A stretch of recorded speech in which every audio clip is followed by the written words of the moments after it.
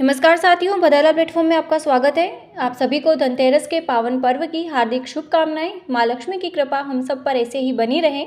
NCERT class 7 lesson number 6 भौतिक एवं रासायनिक परिवर्तन, फिजिकल एंड केमिकल चेंजेस। तो देखते हैं चेंजेस क्या होते हैं। परिवर्तन, शुगर का सॉल्यूशन बनाना, पानी में डिजोल्व करना, वो भी एक परिवर्तन है। दूध से दही का जमना, वो भी एक परिवर्तन है। एक रबर बैंड है, उसको अपन खींचते हैं तो वो भी एक परिवर्तन है, चेंजेस है। तो देखते हैं भौतिक एवं रासायनिक परिवर्तन क्या होते हैं। तो फिजिकल चेंजेस, परिवर्तन दो प्रकार के होते हैं, भौतिक परिवर्तन एंड रासायनिक परिवर्तन। तो भौतिक परिवर्तन क्या होते हैं। भौतिक मतलब जो बाहर से उसके रूप, रंग, साइज, आकार, इनमें जो चेंजेस होते हैं वो कहलाते हैं फिजिकल चेंजेस, भौतिक परिवर्तन। पदार्थ के आकार, आमाप, साइज, रंग और अवस्था, ठोस, द्रव, गैस जो अवस्था होती है उसके गुण भौतिक गुण कहलाते हैं। इन भौतिक गुण में जो परिवर्तन होता है, जो चेंजेस होते हैं वो कहलाते हैं फिजिकल चेंजेस। वह परिवर्तन जिसमें किसी पदार्थ के भौतिक गुण में परिवर्तन हो जाता है, भौतिक परिवर्तन कहलाता है फिजिकल चेंजेस। जैसे कि बर्फ का पानी में पिघलना।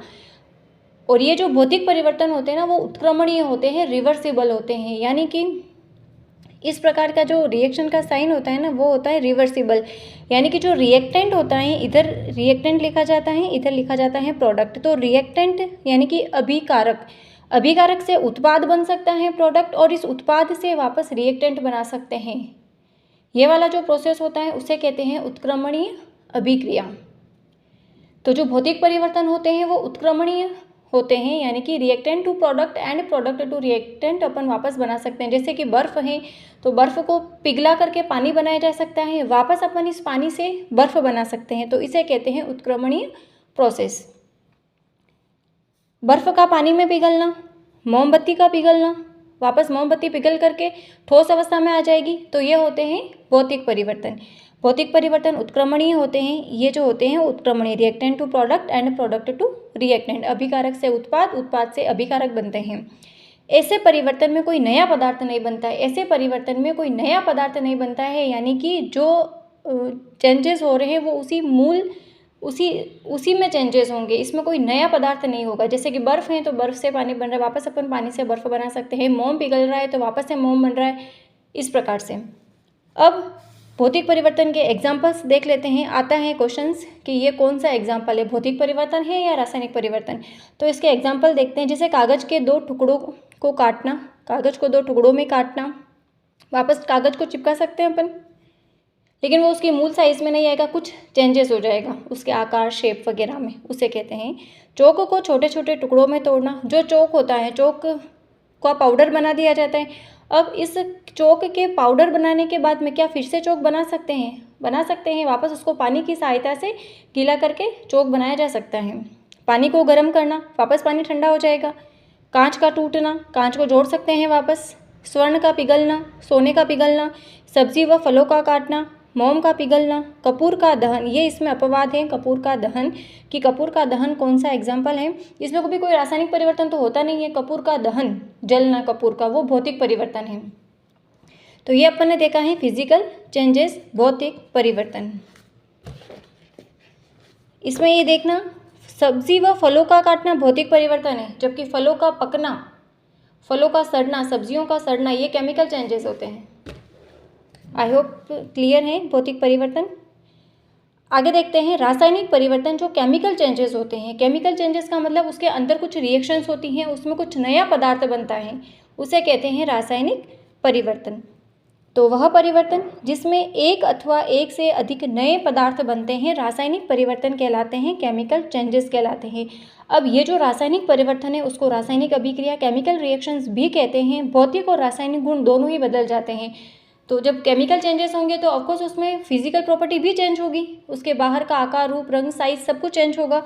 तो ऊष्मा और प्रकाश या किसी अन्य प्रकार के विकिरण का उत्सर्जित और अवशोषित होना, केमिकल रिएक्शंस होगी तो ये वाली प्रोसेस तो होगी ही।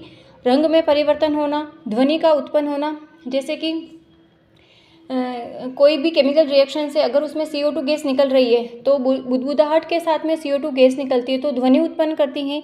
किसी भी गैस का बनना, तो ये सारे केमिकल चेंजेस होते हैं। अब एग्जांपल देखते हैं अपन।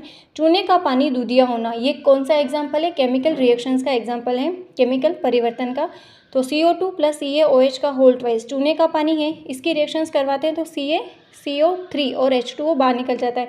जब कार्बन डाइऑक्साइड है उसको चूने के पानी में प्रवाहित करते हैं तो कैल्शियम कार्बोनेट बनता है अपना, जिससे क्या होता है चूने का पानी दूधिया हो जाता है। अब चूने का जो पानी है वो दूधिया हो जाना कार्बन डाइऑक्साइड का एक स्टैंडर्ड टेस्ट होता है, तो ये केमिकल चेंजेस होता है। नंबर सेकंड, मैग्नीशियम फीते का दहन। मैग्नीशियम का एक धातु होती है जो एक रिबन जैसा फीता आता है, उसका दहन भी केमिकल चेंजेस होता है।